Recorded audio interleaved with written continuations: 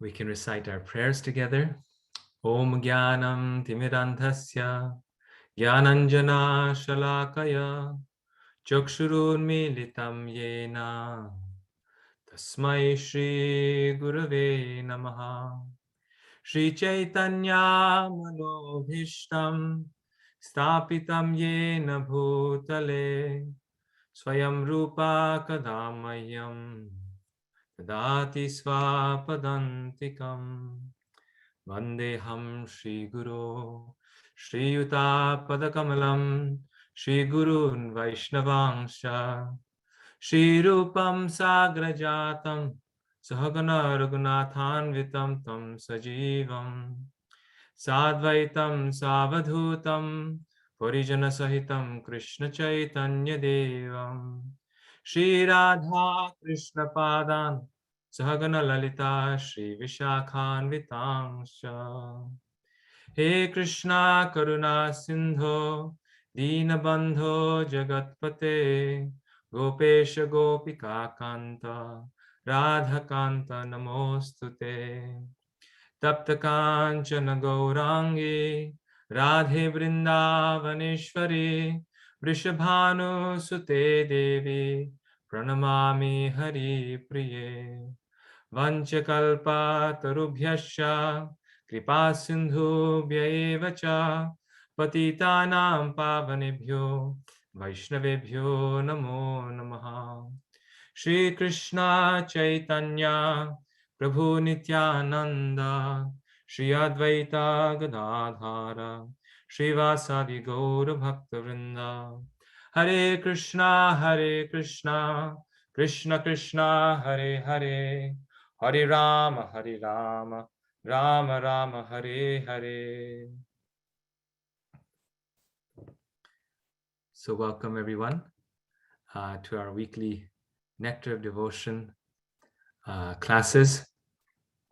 We will today start with chapter 18 and we will cover chapter 18.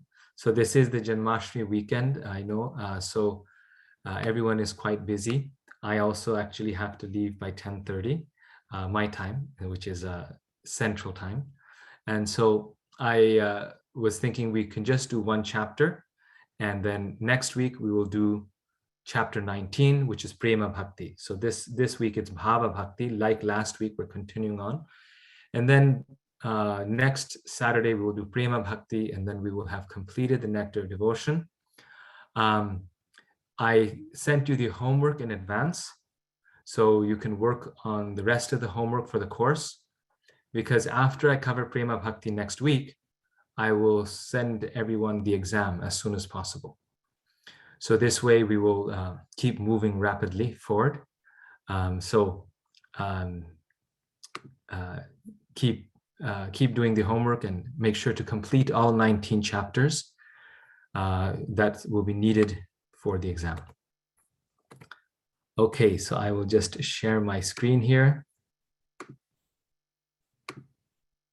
Chapter 18 of the Nectar of Devotion. So this is actually a very straightforward chapter, but a very, very deep chapter, very deep chapter. And this chapter tells us the qualities of a devotee at the stage of Bhava Bhakti. So this is that chapter. So very powerful, very amazing chapter, because many of us claim to be on the stage of Bhava, right? Many of us may say, I'm on the stage of Bhava, or someone else may say, I'm on the stage of Bhava. But certain qualities can be feigned. So you can make a show of certain qualities. But other qualities cannot be pretended. One cannot pretend to have those qualities for a long period of time. For a short period of time, anyone can make a show, but not for a long period of time. And so Rupa Goswami and the Acharyas are very, very intelligent. They say that these are the qualities a person has to have, and these qualities you cannot do artificially. And if you have these qualities, then you are on the stage of Bhava. Or that the qualities themselves are not bringing us to the stage of Bhava. Our love for Krishna is. But one who is on that stage of love will exhibit these qualities. These will be additional byproducts by which you can identify that this devotee is indeed on this stage of spiritual realization. This important chapter examines the characteristics of a person who has developed ecstatic love. By studying them carefully, one will understand the difference between the ecstatic love of a genuine devotee and the so-called ecstatic symptoms of a pretender. Right. One second.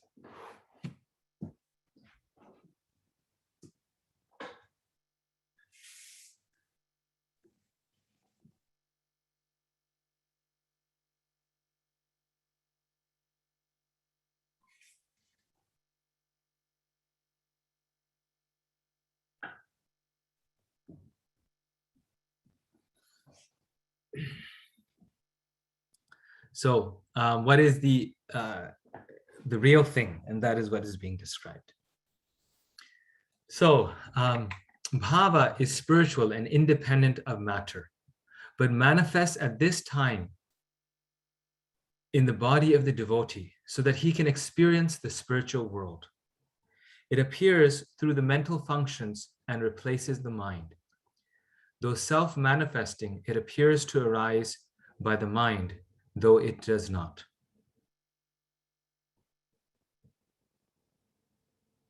Bhava is a taste for Krishna, but it also produces more taste for Krishna and ecstatic symptoms.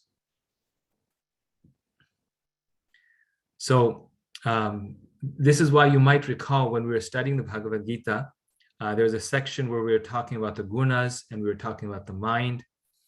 And we talked about how the mind is in the mode of goodness.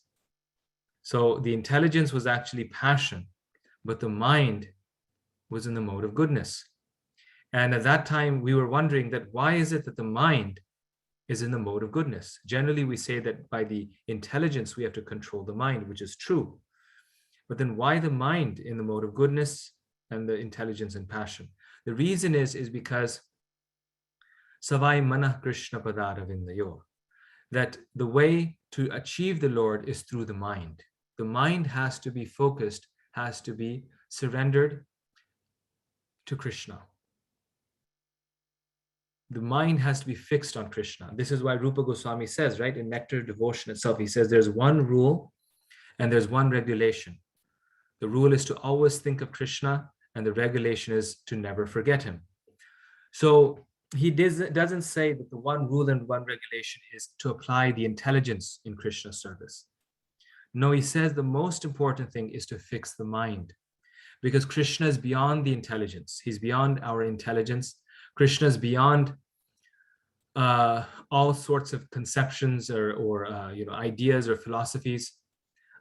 Krishna can only be achieved by surrendering our mind to him, not through our intelligence, but just by thinking of him and fixing our mind on him. So therefore, here this point is being made, and Srila Prabhupada makes this point that how that bhava appears through the mind. So it's not limited to the mind. The mind is a material element, right? But it appears through the mind. Therefore, the mind is made of sattva, fundamentally, because the purified form of sattva is Shuddha sattva. So it can be fully purified, and the Lord appears through the mind. It appears to arise by the mind, though it does not. So that is where it appears through, but then it's beyond the mind as well. And in one sense, it replaces the mind. In another sense, it purifies the mind, so we get a spiritual mind. So then the devotee has a spiritual mind, a mind that is beyond the gunas, beyond the modes of material nature. And therefore, the devotee's mind is transcendental in all activities. So because the Lord rests in the mind of the devotee, therefore it's in the mode of goodness. And bhava is, the devotee's mind becomes absorbed and taken up by the Lord's mercy and beauty and service. So these are the qualities, the reliable symptoms of bhava bhakti. One can neither imitate nor conceal these symptoms. These are the qualities of the great devotee on the stage of bhava, the qualities that we aspire for, or rather the qualities that will manifest if we come to this stage. The first quality is avyartha kalatvam, never wasting time, but always engaged in devotional service.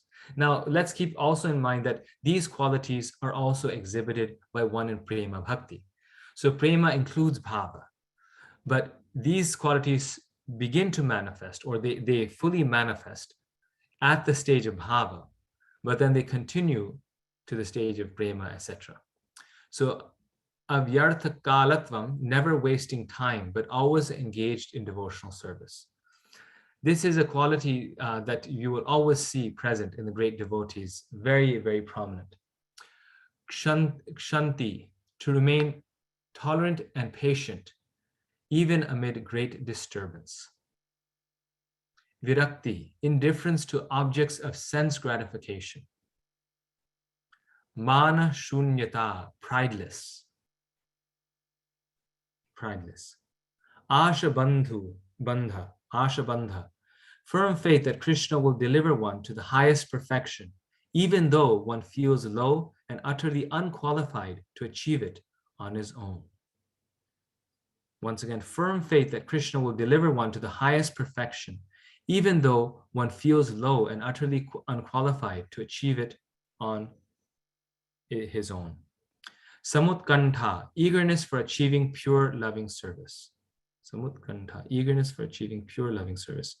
Nama, Gana Sadaruchi, constant attraction to chanting Hare Krishna.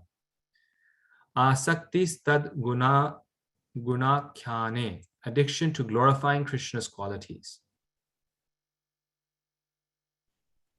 Priti Stad Vasati Sthale, attachment for living in the Dhamma. So these are all the wonderful qualities of a person on the stage of bhava. So now we look at each one in great detail. What Srila Prabhupada does in his summary study. The prime example of this quality, utilizing one's time, is Srila Prabhupada, also Bhaktivinoda Thakur. So we know how Bhaktivinoda Thakur had 9 children and how he was also the magistrate, and he also wrote so many books. And not only after writing so many books in spiritual literature was he writing these books, but he's also famous for Nam Bhajan. He would chant for hours upon hours. At Bhaktivinoda Thakur's home in Navadvip, I once had the good opportunity to visit it. You'll find his very nice residence there, very idyllic in Navadvip, like near the bank of the Ganges, but there it's called the I forget. It starts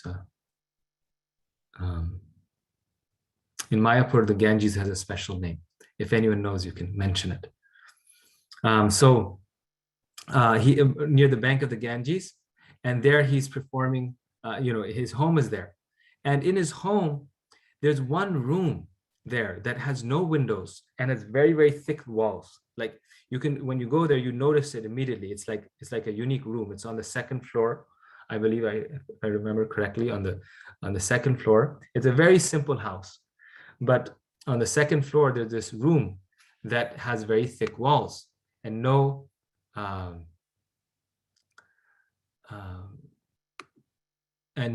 windows. And so Bhaktivinoda Thakur used that room he specially constructed for Nam Bhajan, because he wanted the walls of it to be very thick with a very heavy door, no windows, and then he would, yes, it's Jalangi. That's it. It's the Jalangi. Thank you very much. Yes. So the Ganges there is called the Jalangi. His hermitage is next to the Ganges, and it meets the Bhagirathi. Yes, but it's the Jalangi. So he had one room there in his house that he had specially built, in which the walls were very thick. It had no windows, completely soundproof. And he would sit inside that room and he would chant his rounds. That was a concentration That was the focus with which he was chanting. And he was an acharya, right? So he was setting an example for us. Generally, when I chant, I try to get the most out of it. We go for a walk so that we can get exercise while we chant. Because, the chanting is less important, exercise is more important. So we can chant while we exercise. This is the material consciousness. Or, we are driving and chanting. Or, we're babysitting our children and also chanting. Which sometimes practically, to be practical, we need to do that because of our own limitations and time constraints and all these things. But because Bhaktivinoda Thakur would not waste a single moment, he could do all of these things very nicely. He was obviously very good at his profession. This is why he was a magistrate. I mean, no one will make someone a magistrate, especially the British government will not make an Indian man a magistrate if they're not good at what they do. So he was top, he was number one in his career. He was a very nice father of 9 children, a very good husband.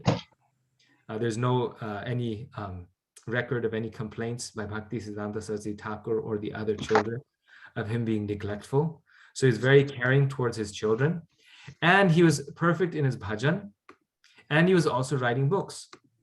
And how is this possible? Because a person at the stage of prema or bhava utilizes one's time perfectly. They don't waste a single moment. And if we carefully look at our day, the fact is that at least half our day we waste it. We know that.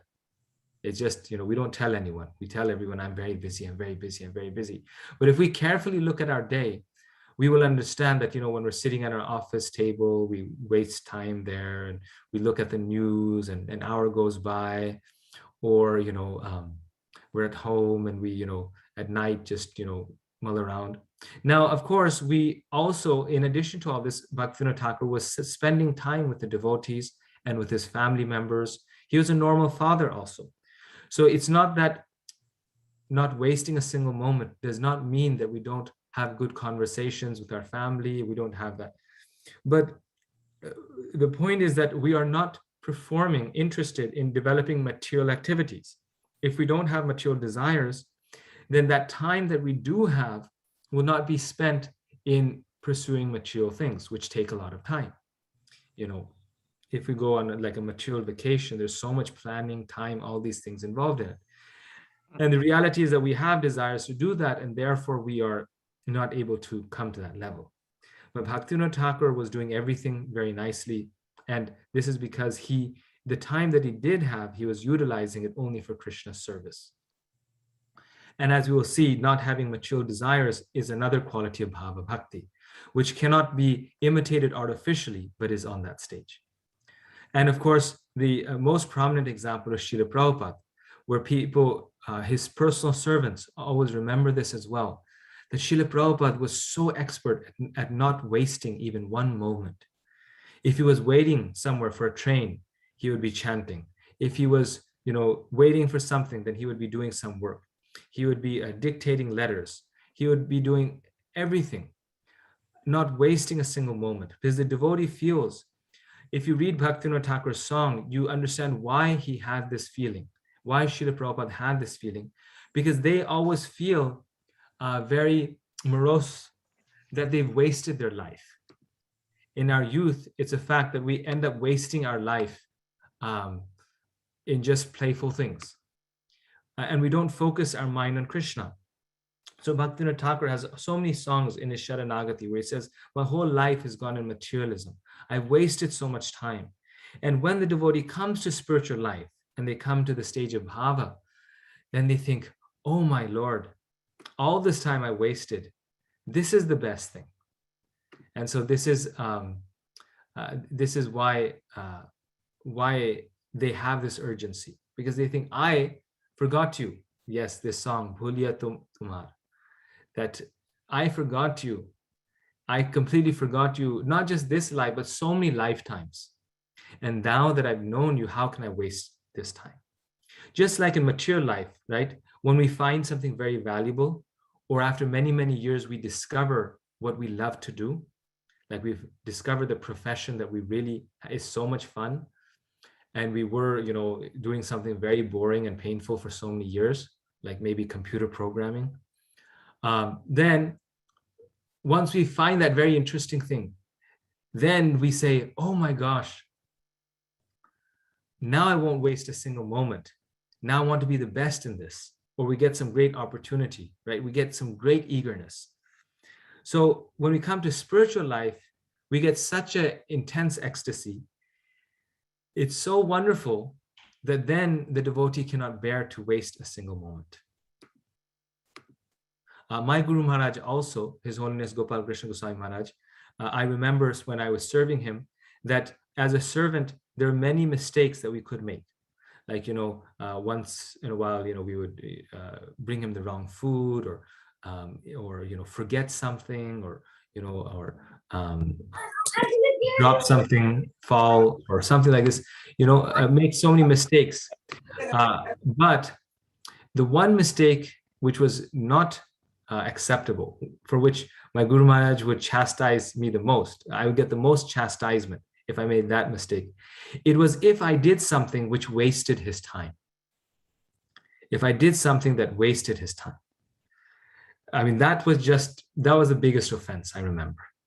All other things, if they caused him some difficulty, he would tolerate, no problem. But if it wasted his time, then it was just, it sort of, was very, very serious offense. Because like one time he was asking me to bring him a book after he finished the morning program, and he did not have his beads with him because he was on the altar, and I forgot to bring him the book. I just forgot that he was there, and I had to do this because normally he was not doing that at that time. And so I forgot this, and so Maharaj was just waiting for 15 minutes, 20 minutes. And then he realized that I wasn't going to, he realized I had forgotten probably. So then he started walking towards the room, which was on the other side of Mayapur, like the Mayapur compound. And then I did remember. So after like 10 minutes, I was like, oh, I had to take my. So then I went running there and kind of met him on the way. And he was so furious, I remember. Like, how could you waste this time? How could you waste my time? So in a very loving way, but that was that. So the point is that the devotee on a very advanced level, that's the one thing they absolutely don't like to do. And this is why this is the first quality that's mentioned. Devotee 100%, every moment is engaged in Krishna service. They don't like to waste time. Then what does that mean? That means that they're always engaged. And if they're 100% engaged in the Lord's service, then they have to be a pure devotee, because every single moment that they have, they're engaging it in Krishna service. And as we advance in spiritual life, we'll notice that more and more we're engaging in Krishna service. And that is the genuine sign of spiritual advancement. So the devotee does not waste time in also idle talks, useless talks. This is why Bhaktivinoda Thakur had so much time, because his time was, he had the same number of hours that we do, 24 hours, but that time was utilized in the right things, in Krishna conscious things. Perseverance. Example given is of Maharaj Parikshit waiting for death on the bank of the Ganges. So this quality was that in spite of the most difficult, arduous situations, the devotee remains perseverant and patient. And there's no better example, Prabhupada says, than Maharaj Parikshit, because he faced the most difficult situation. He had to die in 7 days. Imagine we are afraid of losing our job, or losing our good position, or our status, or whatever it might be, our money. But he was going to lose his life. Yet he remained very calm, very perseverant, and very patient. Then the next quality is one of detachment. On this one, actually, this is a quality of tolerance of the devotee. And Srila Prabhupada says that how the greatness of a devotee, one can know the greatness of a person by how tolerant they are. So today, in today's culture, we live in a culture of intolerance. right? Everyone is intolerant. And we also live in a culture of that everyone gets offended very easily. Oh, I got offended. Like anything you say in the media, it's always politically incorrect because someone gets offended. So it's the age of short-temperedness, no tolerance, very easily offended. But the devotee's quality is the opposite, that in spite of the most trying circumstances, they remain calm and perseverant. The Pandavas, the parents of Maharaj Parikshit, the grandparents, were also very wonderful examples of this, like Maharaj Yudhishthir, Arjuna, Bhima. They were so patient, so perseverant, so kind, so compassionate. It's described that Maharaj Yudhishthir, after the battle of Kurukshetra, he fought this entire battle. And after fighting that battle, Dhritarashtra was still alive, right? Because he didn't fight, he was blind. But he was behind the entire war. He was the cause of the death of the Pandavas' children, right? I mean, he was the Pandavas had every reason to be so angry with him. Yet it's described that Maharaj Yudhishthir was so pious, was so great, that he still kept Dhritarashtra with him at his home, just out of his respect for him, just out of respect for the elders, and he kept him at his home, and never made him feel that he was living in the home of his own enemy. So Maharaj Yudhishthira never felt that Dhritarashtra was an enemy, but Dhritarashtra felt that the Pandavas were his enemy. But Maharaj Yudhishthira kept him so nicely, in spite of the fact that he was so bad. He kept him at his home so nicely that Dhritarashtra never felt that he was living in the home of his enemy. And it's due to this great quality of Maharaj Yudhishthira, which is also an exhibition of prema and bhava, that whatever Maharaj Yudhishthira said, whatever he wanted, Lord Krishna never said no to it. He always accepted. When Krishna was leaving Hastinapur, then Maharaj Yudhishthira asked Lord Krishna that please stay for a few more months. And others also asked him, before and after, other people also asked him. But when Maharaj Yudhishthira asked him, the Lord could not say no. The Lord did not say no, and he stayed. Why? Because the Lord is attracted by this quality in a devotee. This quality wins the heart. This is the quality of dharma, and this quality, which is Maharaj Yudhishthira, he's dharma personified, this quality wins the heart of the Lord. And it's very difficult also to cultivate, but can be done. So the next quality, which is again a quality we cannot do artificially, is detachment. So this true detachment comes from the heart. And as you may recall from our Bhagavad Gita discussions, renunciation or detachment is the result of the purification of the heart. It is not the means of purification, but it is the result of purification. The means of purification is engaging wholeheartedly in the service of the Lord. And some detachment also. Prabhupada writes that we must keep ourselves away from the objects of the senses. But primarily the means of purification is service to the Lord, chanting the holy name of the Lord. And the result of that absorption in the Lord's service leads to natural detachment. And the very wonderful example of this is Maharaj Bharat. Why is Maharaj Bharat such a nice example? Because the whole of India is named after him, Bharat Varsha. Right? He was one of the most successful kings in the history of the world. He was such a divine personality. He was like, his kingdom was similar to Ram Rajya. All the citizens were so happy. All the citizens were so blissful with him as king. And when the time came for him to retire, which was not when he became old and frail and really couldn't even walk or see, but just as soon as his kids were old enough to rule, that was the time to retire. the children were old enough to rule, Maharaj Bharat gave up all of his worldly possessions, his great kingdom, his beautiful wife. He gave it all up. Who can think? Who can think? I mean, if you're unsuccessful, then naturally you get distaste. And this is why Krishna makes us unsuccessful, because we don't have natural detachment. So this brings us attachment when he does make us unsuccessful. But he was perfectly successful. He was handsome, beautiful, young, healthy, the most powerful man on earth. And in that situation, can anyone give it up? But he gave it up simply to find the Lord, simply to search out the Lord. And how did he give it up? He gave it up, the Bhagavatam specifically describes, just as one gives up stool after passing it. So it's a very poignant example that, all of us have this experience. We pass stool, and that stool belongs to us, right? It comes from our body, it's in our body, and we pass it out. Now, when we pass it out, does anyone have any attachment to it that, look, this is my stool? This is my stool.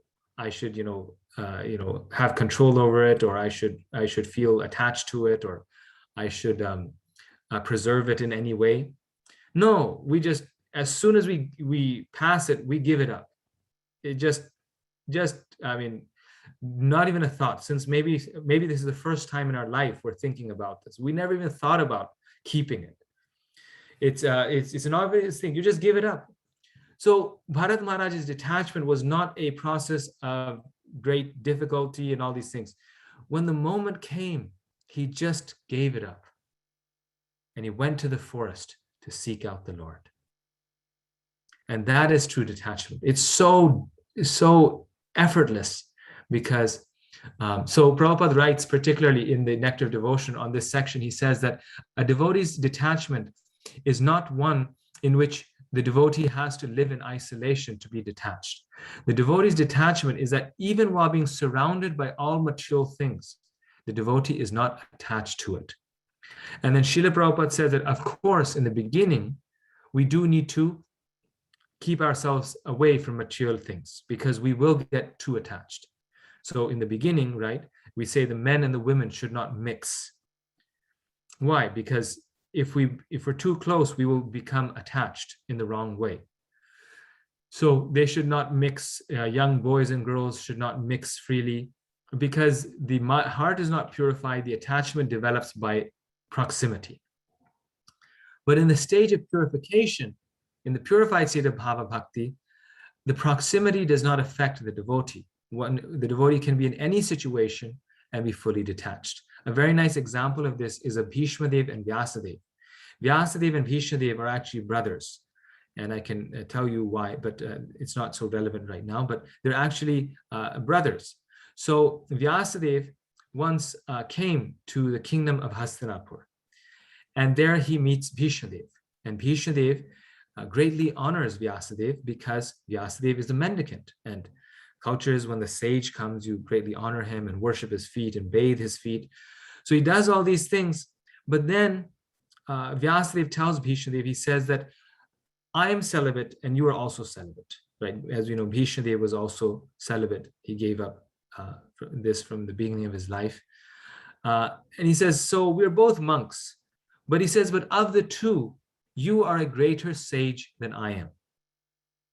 So everyone around said, why is this? Why is Vyasadeva saying this?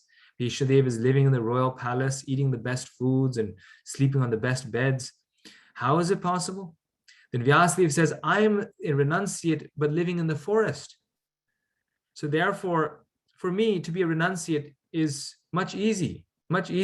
It's very easy. There's no beautiful women walking around. There's no soft beds. Anyway, I'm a mendicant and I'm living in the forest, and the forest is conducive to my detachment. But he tells Bhishmadev, you are living in the kingdom. You are surrounded by the objects of the senses, by power, by greed, by money, by women, by comforts. Yet while living in the kingdom, you are completely detached. You are a mendicant. You are celibate. And therefore, of the two, you are a greater sage. And this is a fact, right? because Bhishmadev shows this.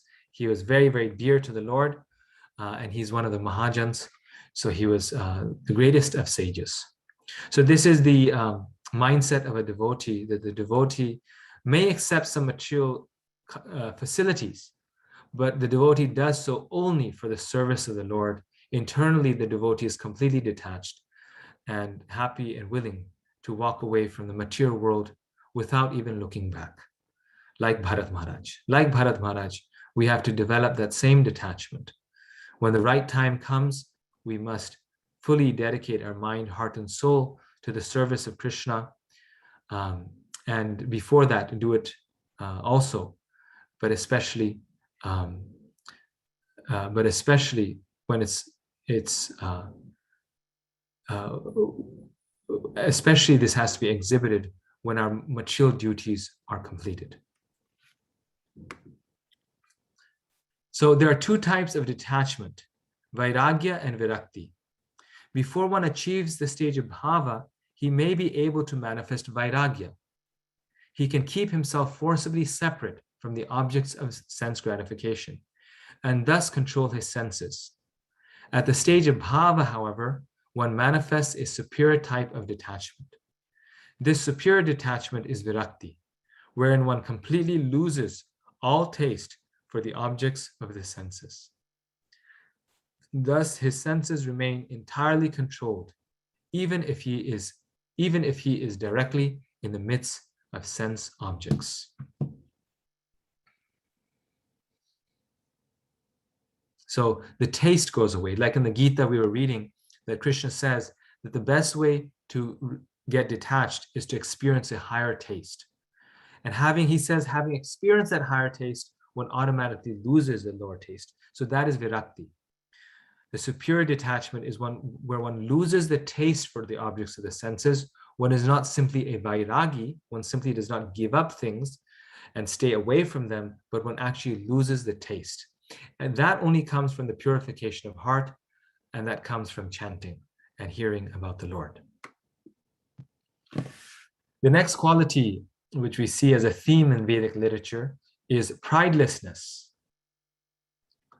Nothing in spiritual life happens without giving up pride. And we see this from the Bhagavad Gita. The first quality mentions of the Brahmana and the saint of the divine people is humility. And the first quality he mentions of the demoniac is pride, dambo darpa. So pride is what defines a fool. Humility is what defines a devotee. So on the stage of bhava, there's complete pridelessness. And Srila Prabhupada gives such an amazing example of this. Of King Bhagirath, the very person who brought down the river Ganges through his austerities. King Bhagirath was the emperor above all other kings. Yet he developed such ecstatic love for Krishna that he became a mendicant and went out begging, even to the homes of his political enemies and untouchables. He was so humble that he respectfully bowed down before them. And Prabhupada further writes in this chapter, he says that this was not uncommon, he says. This was not uncommon. He said, he gives the example of a few others. He says a great landowner similarly gave up everything, became a mendicant, and went begging to his political enemies. On this stage, as a devotee advances in spiritual life, the devotee does not even have any animosity towards his or her enemies. Like we think, oh, I can go and bow my head to anyone, but not to this person. This person hurt me so much, or I can't see their face, or I can't do that. But the devotee's state of mind is such that regardless of who that person is, the devotee has no pride. And that pride is there because of the experience of ecstatic love for Krishna. The pride is not there just because the devotee is practicing some sort of self-denial or self-abuse. No, there's a genuine natural conviction that Krishna is my Lord, Krishna is my master. The only thing I want in this world is love for Krishna, and all of these things don't matter at all. I just have to keep my body and soul together. I have to keep myself out of harm's way. I have to protect myself from demons or tigers or lions or snakes. We have to protect ourselves from these persons just so we can go on in our spiritual cultivation. But the devotee has no animosity or is not averse to them. So King Bhagirat, obviously his enemies, now that he was a mendicant, were not out to kill him or hurt him. But King Bhagirat, therefore, had no qualms of going as a mendicant and begging from the same people who were his political enemies. Right? We say, oh, politics is so bad. And we also say in every temple, there's so many politics. But the politics are there because we're seeing the politics. The politics are there because we have political enemies. The politics are there because we are unable to be humble or prideless in front of our political enemies. So pridelessness is a great quality, a very wonderful quality of a devotee on this stage. Then great hope. We may say, well, I have no chance. But if we lose hope, then that is an anartha on our part.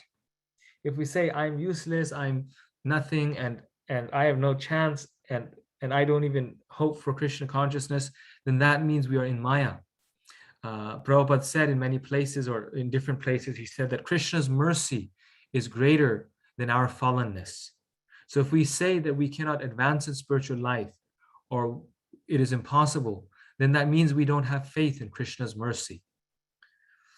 So this is a quote from Prabhupada's chapter. I have no love for Krishna, nor for the causes of developing love of Krishna, namely hearing and chanting, and the process of bhakti yoga. So this is Rupa Goswami writing, by which one is always thinking of Krishna and fixing his lotus feet in the heart is also lacking in me. As far as philosophical knowledge or pious works are concerned, I don't see any opportunity for me to execute such activities. But above all, I am not even born of a nice family. Therefore, I must simply pray to you, Gopijanna Vallabha, Krishna, maintainer and beloved of the gopis. I simply wish and hope that some way or other I may be able to approach your lotus feet. And this hope is giving me pain, because I think myself quite incompetent to approach that transcendental goal of life. So the devotee, how nicely this is written, feels incompetent to even hope for this. The devotee feels incompetent to even get this. But the devotee still wishes that some way or the other, somehow or the other, may I be able to approach the lotus feet of Lord Krishna.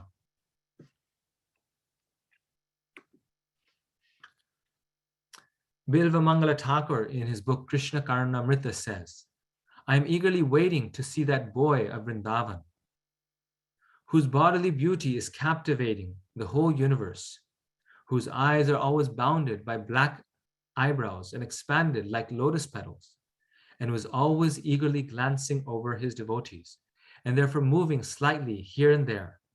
His eyes are always moist. His lips are colored like copper. And through those lips, there comes a sound, vibration, which drives one madder than a mad elephant. I want so much to see him at Vrindavan. So this one also appears to be hope against hope, right? This also is a prayer of hope, but this is also a prayer of eagerness. So this is the next quality, eagerness for achieving the desired success. A devotee not only hopes for it and just, hopes and, it's not just that the devotee hopes, but it's also very eager to fulfill that hope. The devotee, therefore, has no limit. There's no limit to the service that the devotee does, because the devotee is so intensely eager to make advancement in spiritual life. The devotee does not want to miss any opportunity. The devotee does not want to not turn any stone that might help him advance in spiritual life. So here, Bilva Mangala Thakur, he is praying for the same thing. He wants to hear the sound of Krishna's flute, which drives one madder than a mad elephant. He wants to see Krishna, who is so beautiful. And though he was blind, he was seeing Krishna in his heart. Krishna was sitting in front of him, and his eyes could not see it, but his heart could see that Krishna is sitting in front of him. And therefore, you see this beautiful, beautiful painting here of Krishna, just looking at his most wonderful devotee. Although Bilva Mangala Thakur didn't know he was there, but then in his heart he could see that Krishna is there. So wonderful. And then one of the key qualities of a Bhava Bhakta, which is a quality throughout also one of the themes that we see, that a great devotee is always attached to chanting the holy names of Krishna. There's great attachment in the heart of the devotee for the holy name. O Lord Govinda, the girl who is the daughter of King Rishabhanu, Srimati Radharani, is now shedding tears, and she is anxiously chanting your holy name, Krishna, Krishna. So Srimati Radharani, the greatest devotee of the Lord, is also always chanting the names of the Lord. It's described when the gopis are churning butter for Krishna, they're chanting. When they are doing household chores, they're chanting and singing about Krishna. And so this is the Golokera Prema Dhana Harinama Sankirtana. The whole Goloka is filled with prema. And what are they filled with? The whole Goloka is always chanting Krishna's holy names. The cowherd boys are chanting. The gopis are chanting. Mother Yashoda, Nanda Baba, they are chanting. All the flowers, the fruits, the cows, the calves, everyone is chanting Krishna, Krishna. And so that prema dhana has come in the form of Harinama Sankirtana. The same chanting that's happening in the spiritual world has come to this world, and that is Harinam Sankirtan. So when we are chanting and when we are attached to chanting, we are living in the spiritual world. We're not living in this material world. Eagerness to describe the glories of the Lord. In the Krishna Karnamrita, there's another verse where he says, what shall I do for Krishna, who is pleasing beyond all pleasurable conceptions, and who is naughtier than all restless boys? The idea of Krishna's beautiful activities is attracting my heart, and I do not know what I can do. So the devotee is very eager to always glorify Krishna in every circumstance, in every situation. And we can actually find this in our own life. Like initially when we chant, and let's say we're chanting outside on our beads, we're walking on a green belt or something, chanting. Then if someone walks by and the sound of our chanting goes down, right? We sort of we think, oh, this person is going to think I'm crazy. I'm talking to myself, or they won't know what I'm saying, or they might get offended. But as we make spiritual advancement, when we walk next to someone on the green belt, the sound of our voice will actually go more up. It'll get louder, not softer, but louder. Why? Because we will think that if I chant loudly, or if I just continue chanting the way I'm chanting, then this person will hear the chanting and they will get liberated. They will get a chance to come to Krishna. So Krishna's qualities, his activities are so pure, they're so sweet, so wonderful, that the devotee is always eager to glorify Krishna's activities, mentioned in the Srimad Bhagavatam, mentioned in the Chaitanya Charitamrita, mentioned in the Bhagavad Gita. Constantly the devotee is speaking, talking about Krishna. So Bilva Mangala Thakur, all these great personalities, we see that they left us so many books. And why did they leave us so many books? Because they're eager to describe the glories of the Lord. Then attraction for living in a place of the Lord's pastimes. So this is the last one here. A devotee, birds of a feather flock together.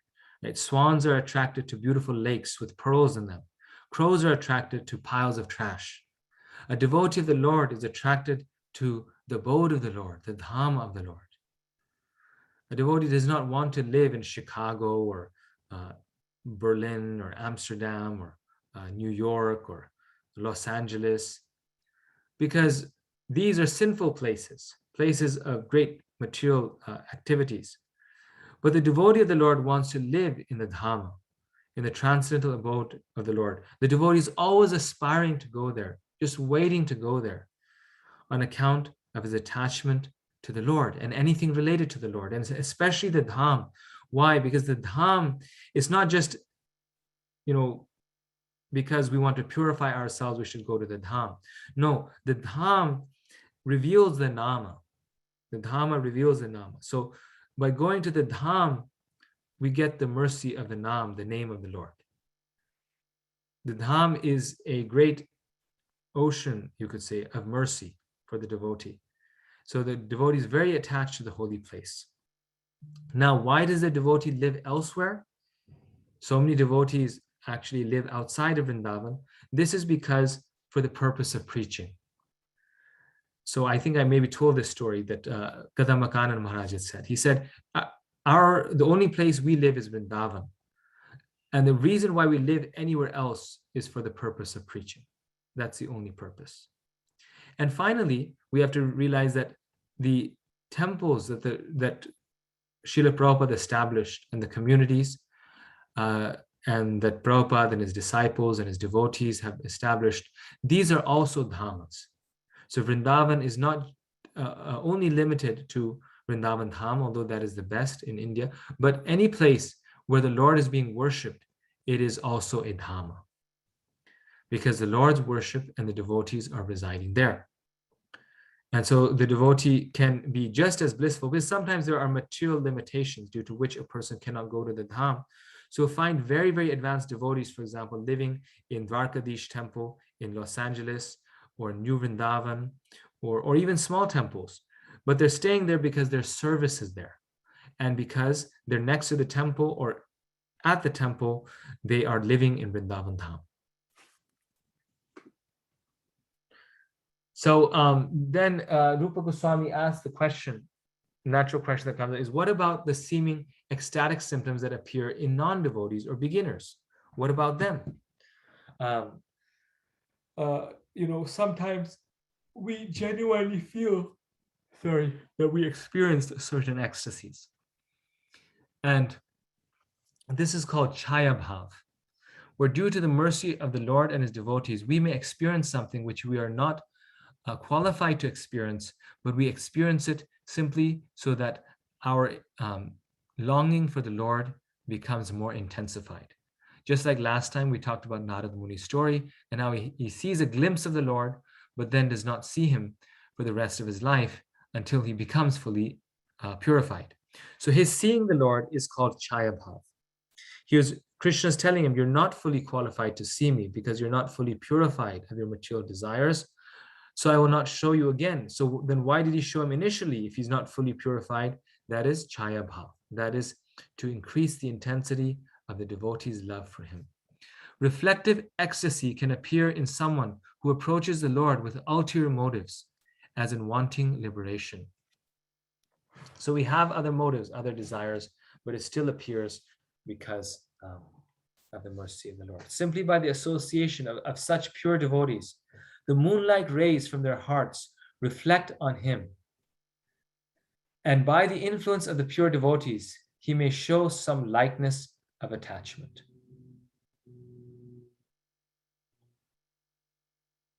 So Prabhupada, this is a quote from that chapter, that Prabhupada is saying that what is Chaya Bhav? So the devotees' hearts, the pure devotees' hearts, have these moon-like rays. Moon-like rays come from the heart of the pure devotee. This is why something about the pure devotee, right? The moment we come in contact with such a devotee, our heart changes and we think, well, what, they didn't say anything, they didn't do anything, but something happened because there's moon-like rays coming from their heart. And in the case of rays, like when sunlight comes, it comes from the sun, but then when it reflects on us, we all feel warm. Right? You go in the sun, you feel so nice and warm. So that reflection of that light reflects on the heart of a neophyte devotee. And that neophyte devotee then experiences an ecstasy because of that reflection, due to the association and influence of that pure devotee. And that reflection becomes a likeness. I remember in my own spiritual life, I can relate with this a little bit because of my being on the neophyte stage, that I remember that sometimes in my neophyte stage, I would think, really, like it's not hard to be a pure devotee at all, because it's just you so ecstatic, and maybe Prabhupada has given us a very easy process, because I'm feeling this ecstasy. And very soon we realize, soon after that, it switches around and we feel very down and we feel no ecstasy and no nothing. So why we felt that ecstasy at those moments, those times in the association of those devotees, is because of this chaya bhav, this reflective ecstasy. It's the ecstasy of the devotee. It is not our ecstasy, it is the ecstasy of a devotee, but that ecstasy reflects in our black heart and it causes some experience of bhava. What about seeming ecstatic symptoms that appear in non-devotees or beginners? Shadow ecstasy can appear in someone who is more innocent, doing service out of curiosity or for social reasons. So this shadow ecstasy can appear in anyone who even walks in the temple for the first time in their life.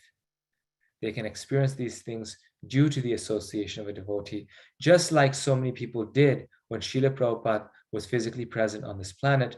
When they came in his association, their lives transformed. So, so this, many times we see ask this question now with COVID and this digital world, that, is this true with Zoom calls? Is this true, like this? So going back to this analogy of the moon rays, the closer we are to a devotee, the physical does matter. The closer we are to a devotee, the more we will get that showering of the rays, the more we will absorb the rays. Just like the closer we are to the sun, the warmer it is. But even if we're meeting a pure devotee through Zoom, that mercy will come to us, because it's the interaction, the devotee's recognition of us being there, or the devotee's presence, or our recognition of the devotee being there, that causes us to harness those mercy rays and get that mercy. Such shadow attachment or para attachment can develop if one associates with a pure devotee or visits holy places like Vrindavan or Mathura. Again, the importance of the Dhamma. Why is it so important? Because the pure devotees are living there. And when we visit the Dhamma, we may get that association and we may get this para attachment. So, so this is the shadow ecstasy, the para. What about seeming ecstatic symptoms that appear in non-devotees or beginners? Both come from the mature ecstasy of a pure devotee. Reflective ecstasy is more intense, like a reflection is more bright and clear than a shadow. But shadow ecstasy is termed transcendental when the person feels some relief from pangs, from material pangs and desires. So there's what is called reflection ecstasy and shadow ecstasy. So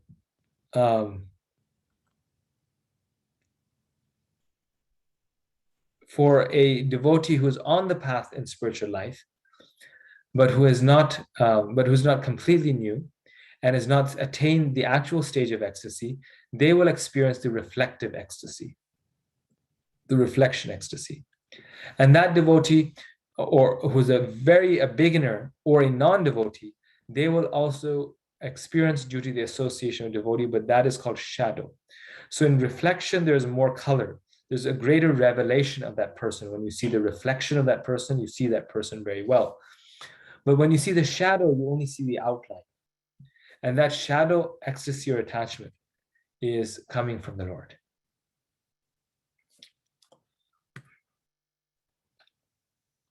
Just as shadow or reflective ecstasy comes from an association with pure devotees, so by an offense to the devotees, one's attachment can become almost nil. So Prabhupada writes, and he says a very nice sentence here. I'll read it as it is from Prabhupada's purport. If I can open this.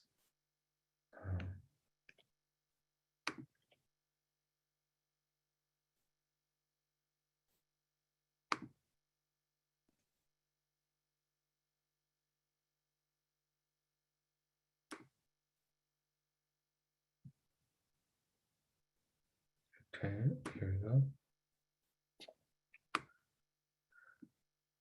Transcendental attachment, either shadow or para, can be nullified by different degrees of offenses at the lotus feet of pure devotees. Transcendental attachment, either shadow or para, can be nullified by different degrees of offenses at the lotus feet of pure devotees. If the offense is very serious, then one's attachment becomes almost nil. And if the offense is not very serious, one's attachment can become second or third class. So this attachment actually becomes nullified. It becomes reduced by the offense towards the devotee. One's attachment to the Lord will go away. So if it's very serious, it'll become almost nil. It can never go completely, but it becomes almost nil. And if it is not very serious, that attachment becomes second or third class. But the reaction does come.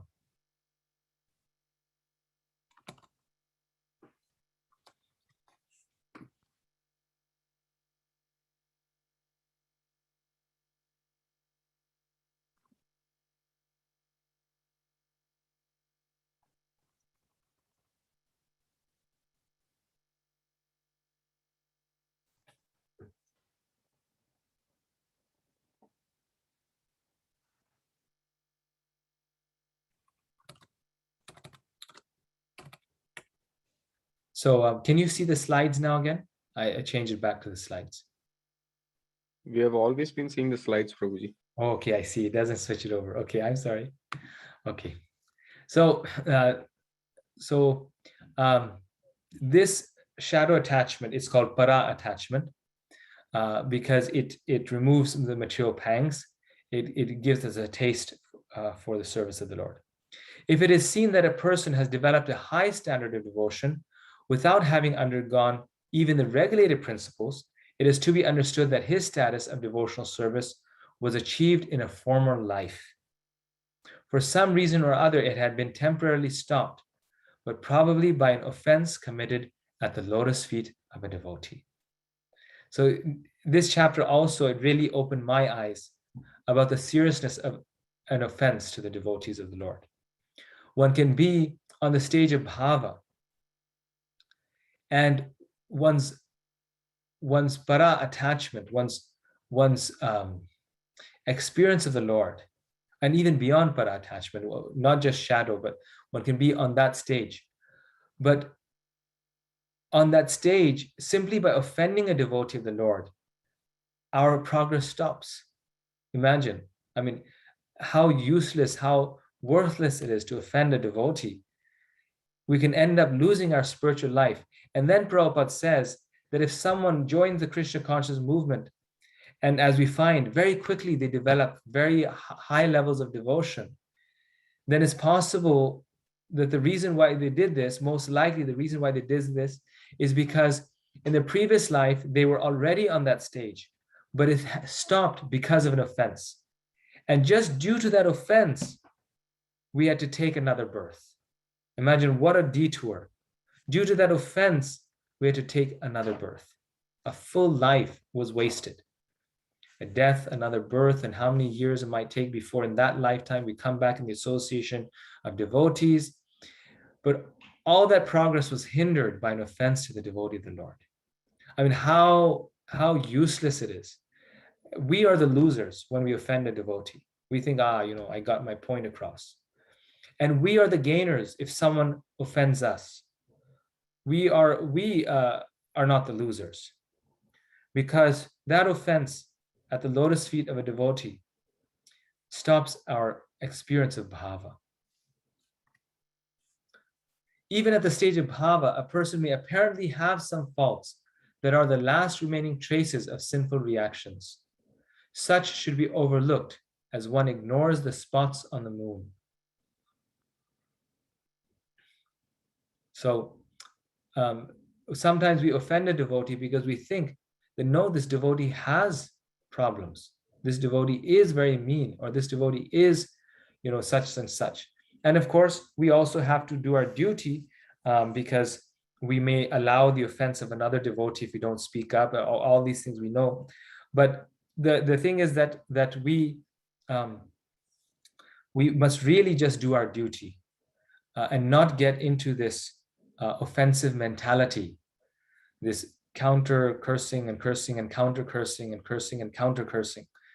Like Parikshit Maharaj did, he had the opportunity to curse the Brahman boy back, but he did not do that because he did not want to entangle himself in that. Especially when offenses are committed to oneself, one should not get into that mood, because that will be a fault on our part. Because when a devotee has some faults, these are like spots on the moon. We have to overlook these spots because they will be purified very quickly in due course of time. Attachment for Krishna is transcendental bliss. Amid unlimited volumes of transcendental bliss, a spot of some material defect cannot act in any way.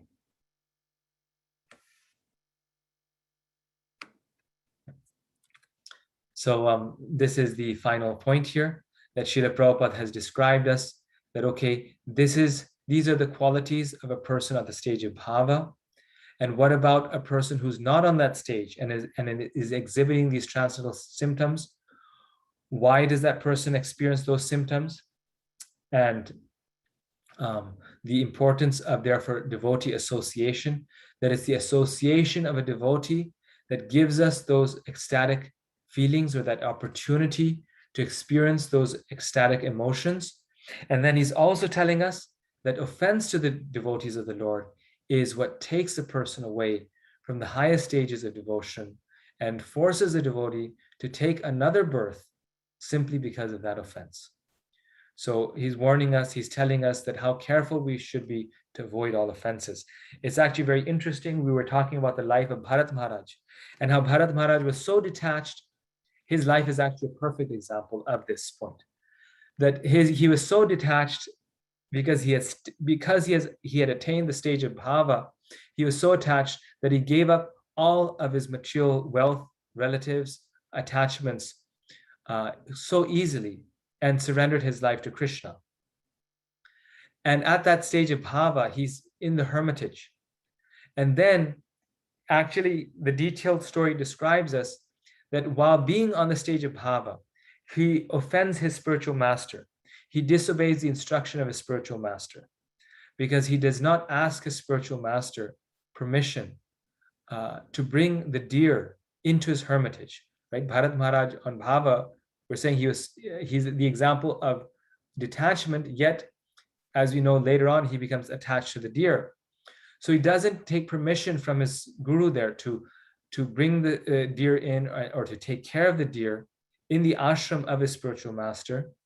And as a result of that, he becomes attached to it and falls down. It was actually not due to material attachment, because on the stage of bhava, Prabhupada explains, one cannot get materially attached. Because Bharat Maharaj was not materially attached. This is why he could give up the association of his beautiful wife and children and kingdom. So on that stage, one cannot get materially attached. So how did he get attached to that little deer? Because on this stage of bhava, one cannot get attached, but one still can perform offenses to the devotees. So he commits an offense to his spiritual master. As a result of that offense, like Prabhupada was saying, his attachment to Krishna, his bhava, becomes almost nil. And because it becomes almost nil, he becomes materially attached. And then he becomes attached to the deer. And then he has to take another birth as a deer. Imagine, another birth as a deer. And then the following lifetime, then he comes back as Jad Bharat, very careful not to perform any offenses, not to get materially attached. And then he goes back home, back to Godhead. Of course, another explanation that's also given is that he still did have some material attachment. He had the attachment not to material things, but the attachment to become a protector. And so due to that feeling, he thinks, I am the protector of this deer. And not Krishna is not the protector, I am the protector. And due to that feeling of great feeling of being the protector, he also fails to obey his spiritual master or take permission from his spiritual master. So he also commits inadvertently an offense. But so it's all purification in many different ways. But the explanation has been given that this actually started not simply due to a attachment, but due to an offense. And even in contemporary time, we see this many times that great sannyasis and gurus and spiritual masters in our movement have fallen down to a very materialistic level. They fell down for some time on that level because of material attachment, and that material attachment followed an offense to a great devotee. They offended a great devotee of the Lord. So it's a very fine line, very difficult in spiritual life. And we shouldn't be surprised. To reach God is not an easy thing. It is difficult, and we have to rise to the challenge. Sometimes we have to, if it's a case, people say, well, this is a difficult case because two devotees are getting offended. This is about protecting another devotee from being offended by another devotee. So what should I do? So in that case, we may need to protect that devotee and at the same time not offend the other devotee who is in conflict with this devotee. So we can do the role of protecting, but not the role of offending in return. So we have to remember our own position, especially in relation to the spiritual master and the great devotees, that we may not understand why they're doing things or what they are doing. And we may also feel that the ordinary devotees, so to say, are being hurt by the activities of the leaders or the powerful devotees. And so we may understand that also, but our role is to protect devotees in the way that we feel we should be doing the right way, but then also not in return offend these more these devotees in roles of leadership, because we don't know, we may be offending them, and that may cause harm in our spiritual life. So, and at the same time, if we don't protect another devotee, that may also cause harm in our spiritual life. So we have to do it both ways correctly. One thing is not the excuse for another thing. We cannot offend a devotee to protect another devotee. We have to protect both devotees.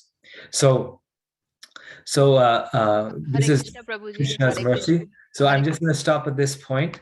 We've come to the end, and I will just take questions for 10 minutes because I need to go to the airport to pick up His Grace Anuttama Prabhu, who's coming to Chicago. He's coming, and he will be visiting Chicago, and so I will leave in 10 minutes. Okay, so now questions. Ambika Mataji, you can go Ha- first. Hare Krishna, Prabhuji. Danvat Pranam, Jai Shila Prabhupada. Sorry for being a little impatient. No, I started talking when you were finishing up, so I apologize for yes. that. No, But that's fine. it was right on the topic. The last point that you were saying, that we should not, while we are protecting another devotee, we should not offend other devotee. If one devotee is blaspheming or like talking bad about other devotee, especially strong people like leaders who have been in Krishna consciousness for so many years, they have different vision. They are so busy with their devotional service, so sometimes they are not going to go into the nitty gritty detail. But the neophytes, sometimes they think that they are not getting proper attention from them, or they are not being treated. I think you know about all of this. You Yeah. have gone through this. So I'm, in fact, this thing is sort of coming, it's in my head since yesterday afternoon, because I was in the same situation yesterday afternoon. Yes. And since yesterday afternoon, I spent an hour with this devotee trying to explain. I took a right stand. I mean, this hasn't happened first time. This has been going on for 3-4 years, and this is happening in our community. So yesterday, I mean, I have explained so many indirect ways that we should focus on ourselves and this and that. The higher understanding that whatever you are teaching us, just we have to focus on ourselves instead of pointing fingers at others, and especially leaders. So, and as a friend, I'm trying to explain. We talked for an hour, at one point, I think I was a little bit more direct, and I said, that's what I, because as a friend I was explaining, but ultimately at the end of this discussion, this person feel very offended. Um and is she that person is like, oh no, this is not right, I think this is going in a different direction, because obviously that person did not get the answer that that he or she wanted to listen, not in her or his favor, obviously, and I didn't take the side of that person, because I was like, I don't want to get into the offense, because as you said, we don't want to hear about other devotees blaspheming or criticism, so uh, that's what I think I did. But at the same time, I think this neophyte devotees versus this devotees who was being blasphemed for 30 years. So I think I did right, but as you said, people feel offended for small things. So it's very difficult how to balance. I might have offended her, but that maybe it's a little bit better than what I think I have done than just trying to be on her side. So I mean, how do you really manage that? Because it's in my head right now, it's kind of bothering me since yesterday that, what do I do and how should I actually behave with that person going forward? Mhm. Yes. So just behave with that person with great humility, because because you had to do what was necessary, but still that devotee felt offended. So then it's our duty just to be then very kind of very humble. So an example I can give you for this is that um, as we know, Srila Prabhupada has some god brothers, Narayan Maharaj, and at a certain point, Narayan Maharaj was banned from coming to ISKCON temples because he was reinitiating Srila Prabhupada's disciples, which is a great offense to Srila Prabhupada. And at that point, it was necessary to say something. So some of Srila Prabhupada's disciples who are junior to him, because he is kind of a god brother of Srila Prabhupada, they they establish the policy. I mean, they enforce the rule that he cannot come, which obviously offended him greatly. And so after they made that rule, which was what they had to do, they had no other choice. Then after that, they went to his ashram and offered their obeisances to him. So on one hand, they had to do it, but then they also recognize that I'm in a junior position, and the devotee always feels that they're in a junior position. They always feel that I'm the greatest fool. I'm completely unqualified, and I also don't really know what's best. But I have to do this thankless task. And so then, therefore, they went to him and offered their obeisances and asked for forgiveness. But they still kept the rule because that was necessary to protect Prabhupada's movement. So that is our role. So you have to say things at times, right? You have to say things, you have to do things. So we say it with utmost humility. And then even after that, if the devotee gets offended, then we ask for forgiveness. And we are very humble in our approach with that devotee because we had to chastise him or correct that devotee. And then even then, if nothing works out, then we be patient. Then we wait for Krishna to resolve it. Yes. Madhava, I see your hand is up. Would you like to? Hare Krishna, Prabhuji. Thank you for the wonderful class today. Prabhuji, I just wanted to clarify with Pratibimba Bhava and Chaya Bhav. So it seems to me, at least from my understanding, that both of them are very similar. The only major difference is that with Chaya Bhav, the motive is not nearly as corrupt. Because for both the bhava comes through association of devotees. You get that, that fake bhava, or you feel some sort of bhava, even though it's not genuine. So what is the real distinguishing factor between Pratibimba and Chaya? So my understanding is that it has to do with the effect that it has. So in Pratibimba, there's a cessation of material distress. There's material life sort of ends for that devotee. So it has a more long-lasting effect, and a longer effect, and it manifests in someone who is more qualified. And in the case of the shadow, the chaya, like you're saying, that is in a complete neophyte. When they come to the temple, like on Gaur Purnima Day, sometimes devotees come. They come on Gaur Purnima Day, and then they just they feel this ecstasy, and after that they join the temple. So that initial ecstasy is more like shadow. It's the experience of that ecstasy. So, but it's more like momentary. It comes and goes, and then you see devotees like that. They join sometimes because like that they get that experience, but then it's just like it's something. It comes and it goes, and then maybe a year later, 2 years later, they come back and they join. So it is I think the degree, the effect that takes place. Okay, thank you, Prabhuji. Okay, wonderful. I'm just choosing on people who generally don't ask questions, so everyone gets a chance regularly. So Kapil Prabhu, you can go next. Hare Krishna, Prabhu. Thank you so much, Prabhu. Wonderful class. Prabhu, thanks for reiterating the two different aspects of detachment that you mentioned, the Vairagya and Virakti. I found it very powerful. And Prabhu, in Gita, there were a lot of places where it was mentioned that how important detachment is. But alongside detachment, it's also the practice. So if you can share some examples or insights, like how can we, because one of the topics that you mentioned is also determination. So there are days when you focus on your practice, and then there are days when you're not. So practice in the context of detachment. That's a good question. Practice of spiritual life, right? You're saying in the context. Yes. So, and I mean, naturally, our practice in spiritual life will become much more easier if we are detached. Generally, we're unable to practice nicely because of our attachments. So, if we are, if we have less, material engagement in the evening, then it's easier to wake up in the morning, right? Because we can sleep early and all these things. But in order to have less engagements in the evening, we need to be detached. Like we have to be happy not to watch TV or not to go out with friends every evening, or even just to spend time, too long with the family. So detachment helps us cultivate the practice of bhakti yoga.